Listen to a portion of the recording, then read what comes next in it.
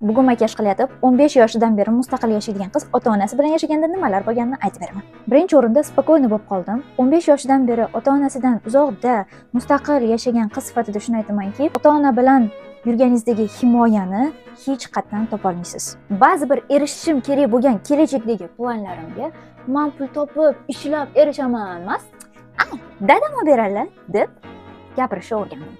Ilgari ham har doim hamma narsamni dadam olib berganlar, lekin o'zim ishlashni boshlaganim uchun 15 yoshdan keyin ota-onamdan unchalik ham pul so'rashga ehtiyojim qolmagan. Lekin именно mana shu narsa meni kelajakda qiynab qo'yishini hech qachon bilmaganman. Va eng asosiysi sog'ligimda juda ham katta o'zgarish bo'ldi. Ota-onam bilan yashaganimda asablarim joyiga kelib, hattoki yuzimdagi problemalarim ham bitta yo'qolishni boshladi. Asablarim joyiga kelib, hattoki bir kunda bir marta ham asabim buzilmadi. Xullas, dada qizi bo'lib yashash menga juda ham yoqdi.